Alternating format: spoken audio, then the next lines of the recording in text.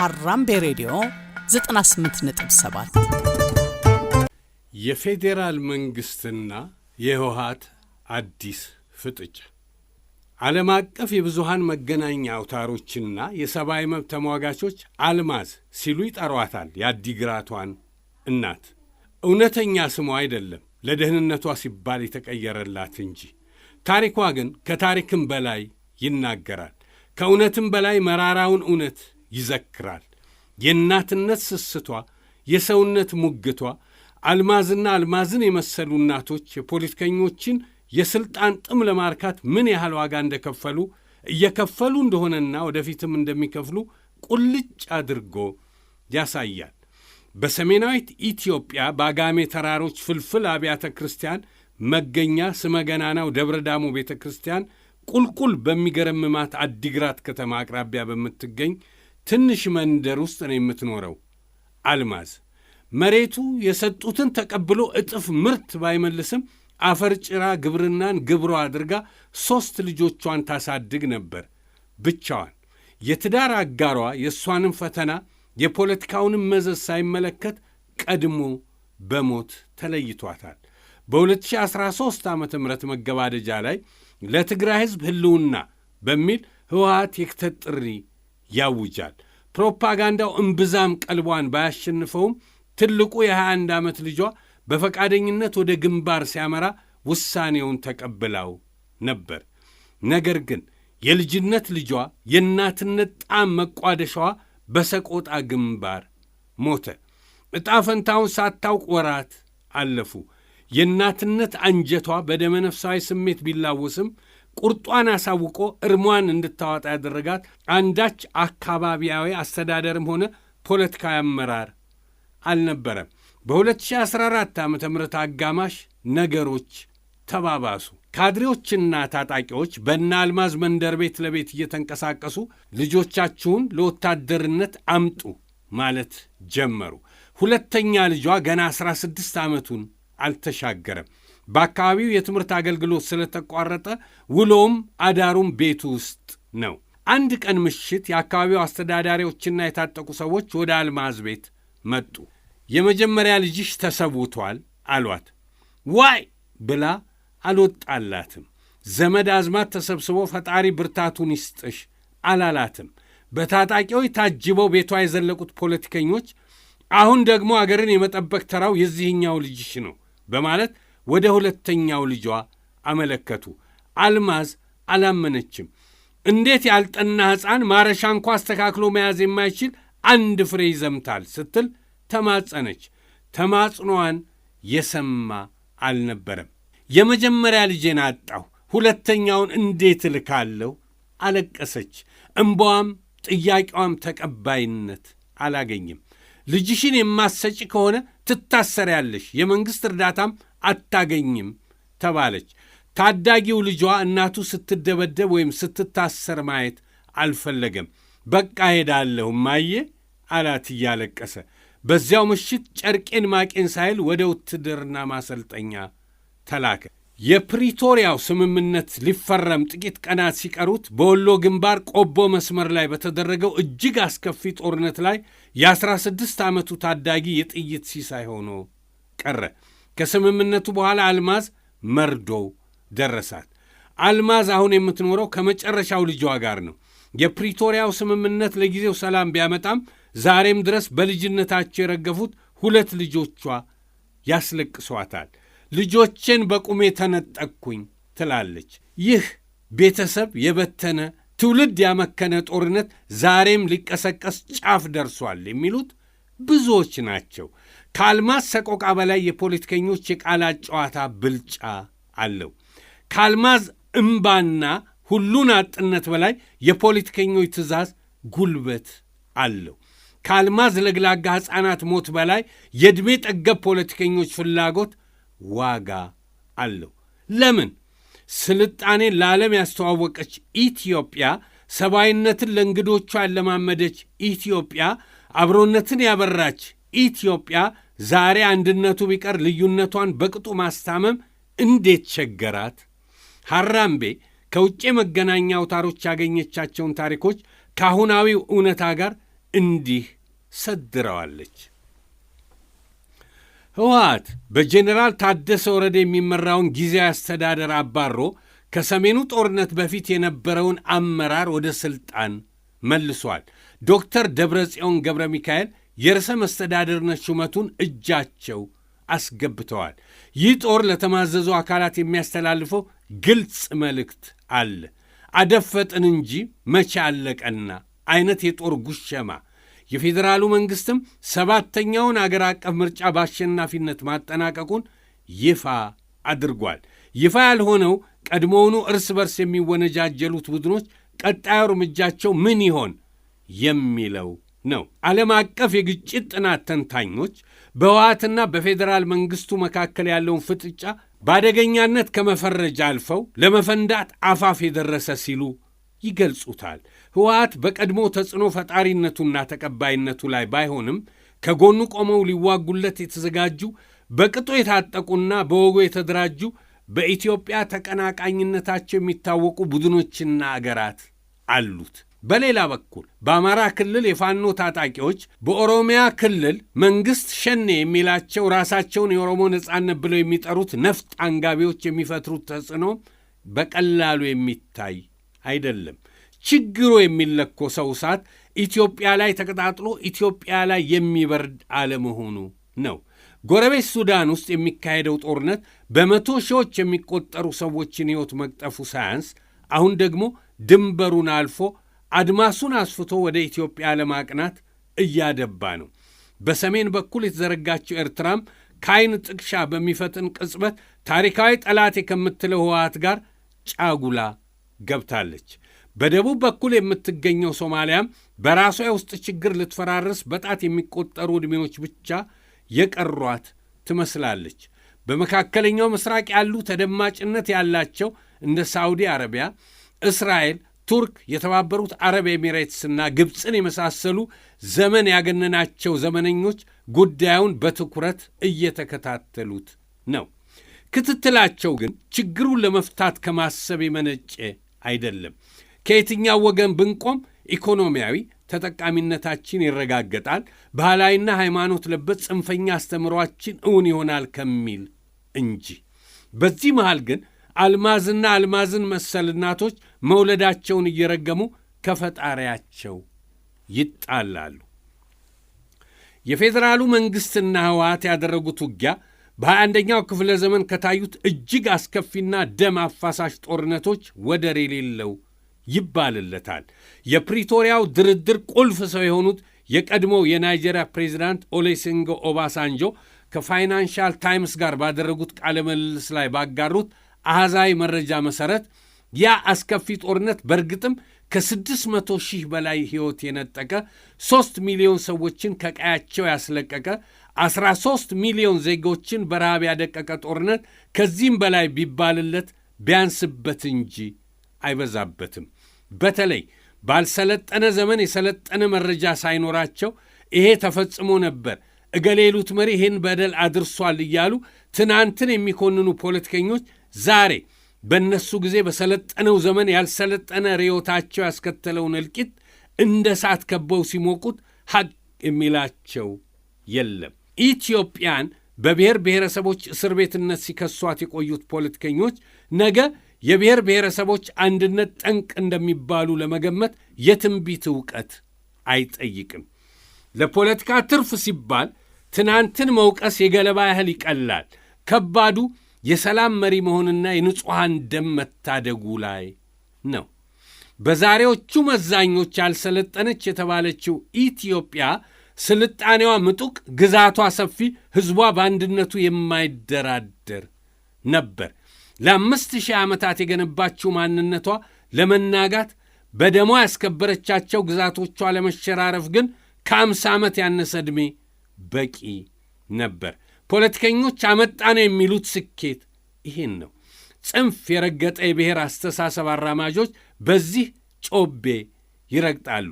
ለእነዚህ ሰዎች የትናንቷ ኢትዮጵያ ልዩነቶች ቢኖሩም በአንድነትና በሀገራዊ ክብር ላይ የማይደራደር ማኅበረሰብ ነበራት የሚላቸው ደፋር የለም። ቢኖርም አይሰሙትም። ቢሰሙትም ወይ ሐሳቡን ወይ ራሱን ያዳፍኑታል። በዶክተር ደብረጽዮን የሚመራው የህወሓት አንጃ ጄኔራል ታደሰ ወረደን ካወረደ በኋላ ሥልጣኑን ሲቆናጠጥ ከፌዴራል መንግሥቱ ጋር ወደ ጦርነት የሚያስገባ እንቅስቃሴ በሁለቱም ወገኖች ተጀምረው እንደነበር መረጃዎች ያመለክታሉ። ፌዴራል መንግሥቱ ለትግራይ ክልል መንግሥት ሠራተኞች የሚሰጠውን የደሞዝ ክፍያ ጨምሮ የበጀት አቅርቦቱን እንዳቋረጠ በመግለጽ ህወሓት ድምፁን ለማሰማት ሞከረ። የኢትዮጵያ መንግሥት የህወሓትን አካሄድ ለቀጠናው ስጋት፣ ለአገራዊ ህልውና እንቅፋት አለው። ህወሓት በበኩሉ የፌዴራሉ መንግሥት ከኔ አኩርፎ ያፈነገጡ ቡድኖችን ያስታጥቃል፣ ያደራጃል የሚል ክስ አሰማ። የፌዴራል መንግሥት በአንጻሩ ህወሓት በጎረቤት አፋር ክልል በሚገኙ ንጹሐን ዜጎች ላይ ጥቃት አድርሷል የሚል መግለጫ አወጣ። የትግራይ ኃይሎች ብዙም ሳይቆዩ የኢትዮጵያ መንግሥት በሰነዘረው የሰው አልባ አውሮፕላን ጥቃት የትግራይ ወታደሮችና ንጹሐን ዜጎች መገደላቸውን በመግለጽ ወቀሳ ሰነዘሩ። የሁለቱን አካላት ምልልስ የታዘቡ ኤክስፐርቶች የጊዜ ጉዳይ እንጂ ጦርነቱ አይቀሬ ነው የሚል መደምደሚያ ላይ ደረሱ። እስካሁንም ያልተጀመረው በአንድ ምክንያት ነው አሉ። አሜሪካና እስራኤል በኢራን ላይ በሰነዘሩት ጥምር ጥቃት ጦርነቱ ለሆርሙዝ ሰርጥ መዘጋት ምክንያት ሆነ። ያለ ሆርሙዝ ነዳጅ የለም። ያለ ነዳጅ አንዳጁን ጦርነት ማቀጣጠል አይቻልም። የዓለም የነዳጅ ጫኝ መርከቦች በፋርስ ባሕረ ሰላጤ ውስጥ ታግተው በቆዩበት በዚያ ወቅት ሁለቱም ወገኖች ያላቸውን የነዳጅ ክምችት በተቻለ መጠን አብቃቅጦ ለመጠቀም ከመሞከር ውጭ የተሻለ አማራጭ አልነበራቸውም። አሁን ግን የባሕረ ሰላጤው ጦርነት ለጊዜውም ቢሆን በስምምነት ጋብ ብለዋል። ነዳጅ ጫኝ መርከቦች ነዳጃቸውን ለዓለም ያከፋፍላሉ። በነዳጅ አቅርቦት እጥረት በገሃድ ያልተጀመረው ጦርነት ሊቀሰቀስ ይችላል የሚሉ መላምቶች በስፋት የሚሰሙት ከዚህ በመነሳት ነው። የቀድሞው የፕሪቶሪያ ተደራዳሪዎቹ የአሁኑ የኢትዮጵያ መንግሥት ከፍተኛ አማካሪዎቹ አቶ ጌታቸው ረዳና አምባሳደር ሬድዋን ሁሴን ለአልጀዚራ አንድ ጽሑፍ በጋራ አጋርተዋል። ሁለቱም ህወሓት በኢትዮጵያ ላይ በአጭር ጊዜ ውስጥ የተቀናጀ ጥቃት ለመሰንዘር ከኤርትራ ጋር አብሮ እየሠራ መሆኑን ለማስረዳት ሞክረዋል። ህወሓት የፕሪቶሪያውን ስምምነት በግልጽ እንደ ጣሳ ያስነበቡት ሁለቱ ጉምቱ ፖለቲከኞች የክልሉን ጊዜያዊ አስተዳደር በማፍረስ የራሱን ህገወጥ አስተዳደር መስርቷል ሲሉ ይከሱታል።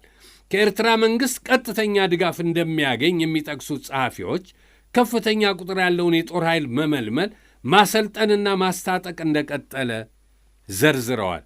ሰላምንና የፕሪቶሪያውን ስምምነት የሚደግፉትን በሙሉ ከደረጃቸው አውርዶ መገለል እንዲደርስባቸው ማድረጉን ጠቅሰዋል። ህወሓት ከኤርትራ ጋር ኅብረት መፍጠሩን አላስተባበለም። በአፍሪካ ቀንድ የክሪቲካል ትሬትስ ባለሙያው ሊያም ካርል ኤርትራ ኢትዮጵያን እንደተከፋፈለች ለማቆየትና ከኢትዮጵያ የሚመጣውን ስጋት ለማዳከም ከህወሓት ጋር ጥምረት ፈጥራለች ብለዋል። እዚህ ላይ ህወሓት አስቀድሞ ጥቃት ለመሰንዘር አስቧል ወይንስ ከአዲስ አበባ ሊሰነዘርበት ከሚችለው ጥቃት ራሱን ለመከላከል እየሞከረ ነው የሚለው ጥያቄ እምብዛም ትርጉም አይሰጥም። ማንም ይቀስቅሰው ማንም፣ ሁለቱም ወገኖች ግን ቃታውን ለመሳብ ጣታቸው ጠመንጃቸው ላይ መሆኑን ዓለም አቀፍ ኤክስፐርቶች ያረጋግጣሉ። እነዚሁ ተንታኞች ጦርነቱ ከተቀሰቀሰ ከ6 ዓመት በፊት ከነበረው የባሰ እልቂትና ውድመት ይደርሳል ባይ ናቸው። ዓለም አቀፉ የኃይል አሰላለፍም ስጋቱን ያባብሰዋል። ኢትዮጵያ በአንድ በኩል ከተባበሩት አረብ ኤሚሬትስ፣ እስራኤል፣ ሞሮኮና ከቅርብ ጊዜያት ወዲህ ደግሞ ከህንድ ጋር የጠበቀ ወታደራዊና ፖለቲካ አሰላለፍ እየፈጠረች ነው። በሌላ ወገን ሳውዲ አረቢያ፣ ቱርክ፣ ኳታር፣ ግብፅና ሌሎች አገራት በኑክሌር ታጣቂነቷ ከምትታወቀው ፓኪስታን ጋር ይበልጥ አጋርነታቸውን አጠናክረዋል። እነዚህ ጥምረቶች ናቸው እንግዲህ ከሱዳን እስከ ሊቢያ፣ ከሶማሊያ እስከ ሶሪያ፣ ከየመን እስከ ሊባኖስ፣ ከቆጵሮስ እስከ አፍጋኒስታን ባሉ ግጭቶች ውስጥ እጃቸውን በማስገባት የሚወቀሱት። የትግራዩም ግጭት ከነዚህ ሰፊ ኃይሎች ተጽዕኖ ነፃ ሊሆን አይችልም። ኢትዮጵያ በአባይ ወንዝ አጠቃቀም፣ በቀይ ባሕርና በሌሎች የጂኦ ስትራቴጂክ ጥቅሞች ዙሪያ በተፈጠረው ተቀናቃኝነት ምክንያት ከግብፅ ጋር ለረጅም ጊዜ ስትካሰስ ቆይታለች። ሁለቱም ወገኖች የውጭ ድጋፍ ፍለጋ ላይ እስከ መጠመድ ደርሰዋል። ለዚህም ነው ግብፅ ለኤርትራ ስስ ልብ ያላት። ኤርትራም በባህል በታሪክ በትውልድ አንድ ከሆነቻት ኢትዮጵያ ይልቅ ሁሉን ልጠቅልል ለምትለው ግብፅ ስትጠራት አቤት ስትልካት ወዴት ለማለት አይኗን አታሽም።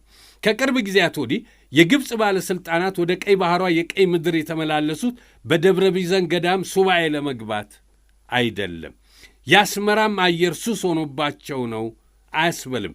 የምጽዋ ውበት ጠርቷቸው አለመሆኑንም ያውቁታል። በኢትዮጵያ ላይ ያሰቡትን የጋራ ጥቃት አፈጻጸም ለማሳለጥ እንጂ የሱዳንን መደበኛ ጦር በማስታጠቅ በማሰልጠንና በማደራጀት እጇ ያለበት ግብፅ ሕልውና የምትለውን የአባይ ጉዳይ ለማዳፈን ህወሓትን በውክልና አጋርነት መምረጧ የሚጠበቅ ነው። የቱርክ አቋም ለመገመት የሚያስቸግር የተልባ ስፍራ አይነት ሆኗል። ተንሸራታች፣ በዚህ ሲደግፉት በዚያ የሚፈስ፣ በዚህ ሲጠብቁት በዚያ የሚሾልክ። ቱርክ በፖለቲካዊ መስመሯ በብዙ ግብፃዊ ናት። በተቃራኒው ለግብፅ ቀንደኛ ተቀናቃኟ ኢትዮጵያ በዋነኛ የጦር መሳሪያ አቅራቢነቷ ትታወቃለች። ይሁን እንጂ በቅርቡ ከቀጠናው የሚወጡ ዘገባዎች እንደሚያመላክቱት ቱርክ ለፌዴራል መንግስቱ ብቻ ሳይሆን በኢትዮጵያ ውስጥ ላሉት ተፋላሚ ወገኖች መሳሪያ እያቀረበች ስለመሆኗ በስፋት ይነገራል። ይህ ታሪክ ራሱን እየደገመ ይሆን የሚያስብል አንድ አጋጣሚ ያስታውሰናል። ደርግን ፈጥረውት ደርግ የበላቸው ኮሎኔል አጥናፉ አባተ በኤርትራ ግንባር ይገኛሉ። ያኔ ተገንጣይ ከሚባሉት የሻዕቢያ ታጣቂዎች ላይ የተማረከውን የጦር መሳሪያ ያሳዩአቸዋል። መሳሪያዎቹ ራሽያ ሰራሽ ናቸው። ኮሎኔሉ በጣም ይበሳጫሉ። ለእኛም ለጠላቶቻችንም መሳሪያ እያቀበላችሁ ታፋጁናላችሁ ሲሉ ራሽያኑን መኮንኖች ወቀሱ። በኮሎኔል መንግሥቱ ኃይለማርያም መቀሶቹ ተብለው የሚወደሱት የደርግ አባላትም የወዳጅ አገር ሰዎችን ማጥላላትና ማንጓጠት የሚል ታፔላ ለጠፉላቸው። ኋላም ለተወሰደባቸው ወታደራዊ እርምጃ ብዙዎቹ የግፍ ግድያ ነው የሚሉት ከተዘረዘሩት ምክንያቶች አንደኛው ይሄው ነበር። በቅርብ የወጡ መረጃዎች እንደሚያመለክቱት ህወሓት ታንኮቹን ወደ ግንባር ስለማስጠጋቱ ይነገራል። በትግራይ ተወላጆች ላይ አስገዳጅ የውትድርና ምልመላ ጀምሯል። ይህንን የምልመላ ሂደት የሚነቅፉ ወይም የሚቃወሙ ንግግሮችንና መገናኛ ብዙሃንን በወንጀል ተጠያቂ እንደሚያደርግ ህወሓት ማሳሰቢያ ሰጥቷል። ዛሬስ አልማዝ የቀራትን ብቸኛዋን ልጇን የት ትደብቀው ይሆን? በፌዴራሉ መንግሥትና በህወሓት መካከል የተፈጠረው መካረር አሜሪካንን ማሳሰቡ አልቀረም። ምናልባትም ለህወሓት አስደንጋጭ የተባለውን ውሳኔ የሚያሳለፈችው ከዚህ በመነሳት ይመስላል። በሕዝባዊ ወያነ ሓርነት ትግራይ ህወሓት አባላትና በቅርብ የቤተሰብ አባሎቻቸው ላይ የቪዛ ክልከላ አድርጋለች። ለክልከላው በምክንያትነት ያቀረበችው ደግሞ ህወሓት አብዝቶ ሲከራከርበት ከነበረው የተቃረነ ነው። የፕሪቶሪያን የሰላም ስምምነት ጥሰዋል፣ አስገዳጅ ምልመላ አድርገዋል፣ ሰላምን አደናቅፈዋል የሚል። በእርግጥ ሕዝባዊ ወያነ ሓርነት ትግራይ ህወሓት አሜሪካንን ሸንቆጥ ያደረገ ምላሽ ለመስጠት ሞክሯል። የቪዛ እገዳውን ውሳኔ ያልተሟላ፣ ሚዛናዊነት የጎደለው፣ በትግራይ አመራሮች ላይ ያነጣጠረ ፍርደ ገምድል ውሳኔ ሲል አጣጥሎታል። አንዳንዶች እንደሚሉት አሜሪካ ጡት አጥብታ ያጎለመሰችው ህወሓት ላይ መጨከኗ በፓርቲው ውስጥ ባሉ ለዘብተኛና አክራሪ አቋም ባላቸው አመራሮች መካከል ያለውን ልዩነት ሊያሰፋው ይችላል። ማዕቀቡን ያስከተለው የአመራሩ ያካሄድ ስህተት ነው የሚሉ የውስጥ ትችቶችን ሊያስተናግድ እንደሚችልም ይገመታል። ውሳኔው ህወሓትን በዓለም አቀፍ መድረክ ተነጣይ ያደርገዋል፣ የዲፕሎማሲ አቅሙን ያዳክመዋል የሚሉ ተንታኞችም አሉ። አጋጣሚውም የኃይል ሚዛኑ ወደ ፌዴራል መንግሥቱ እንዲያጋድል ሊያደርገው ይችላል የሚል ጥቁምታ ይሰጣሉ። ህወሓት እንደ ወትሮ ህንፍሽፍሽ በሚል የዳቦ ስም ውስጣዊ ስንጥቃቱን በሚስጥር የሚይዝበት ከብረት የጠነከረ ዲሲፕሊኑ አብሮት ያለ አይመስልም። ባልተለመደ መልኩ ከጀኔራል ታደሰ ወረደ እስከ ጀኔራል ጻድቃን ገብረትንሳኤ፣ ከጌታቸው ረዳ እስከ ፕሮፌሰር ክንደያ ገብረ ሕይወት፣ ከኬሪያ ኢብራሂም እስከ ረዳይ ሐለፎም ተቃዋሚ ሆነው ተሰልፈዋል።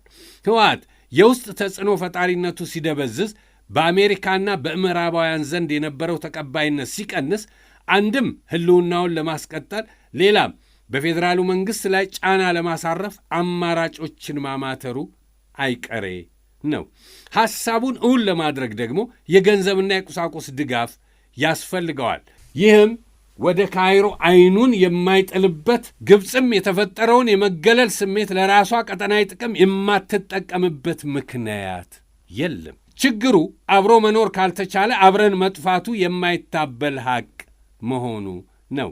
የአልማዝ እምባ የአገር ዕጣ ፈንታ ታትሞበታል። ጦርነት የታሪክ መጻሕፍትን በጀግንነት ሲያሞቅ የእናቶችን ማኅፀን ግን በባዶነት ያደማል። ከግርማ ሞገሳውያኑ የአጋሜ ተራሮች እስከ ታላቁ የአባይ ወንዝ የተጣለው ቀደምትነት፣ ከፋሲለደስ እስከ ላሊበላ የተሰመረው ስልጣኔ፣ ከጎንጋ እስከ ኦሞ ወንዝ የተዘረጋው ታላቅነት ዛሬ ቅጥ ባጣ ጽንፈኝነት ትርጉሙ ለተርጓሚው እንኳ በማይገባው መልኩ ተዘበራርቋል። ጠመንጃን በቃ ካላሉት አጥፍቶ ያጠፋል። እሱ መተኮስ እንጂ ማልቀስ አይችልም። መግደል እንጂ ርኅራሄ አያውቅም። በእግዚአብሔር የተፈጠረው ክቡሩ የሰው ልጅ ሕሊና ሰው በሠራው ብረት ሲገዛ እንደማየት ግን በሰለጠነ ዘመን የከፋ ኋላ ቀርነት የለም። በተሠራች አገር ላይ መሥራት፣ በቆመች አገር ላይ መቆም የቸገራቸው ፖለቲከኞች ደግሞ አሁንም ምን ቀረን ሳይሆን ማን ያሸንፋል በሚለው ጥያቄ ተጠምደዋል። ለቅሶ በዋጠው መንደር፣ እናቶች ማቅ በለበሱበት ከተማ፣ ሕፃናት የጥይት ሲሳይ በሆኑበት ሸለቆ አሸናፊነትን ለማወጅ መሽቀዳደም ከተሸናፊነትም በታች ነው። እውነተኛ ድል የሚለካው በሚማረክ ታንክና በፈረሰ ከተማ አይደለም። ፈገግታ በሞላው የሕፃናት ፊት፣ በታከመው የእናቶች አንጀት፣ በጸናው የአገር ሰላም ብቻ። አበቃ። ሀራምቤ ሬዲዮ 98.7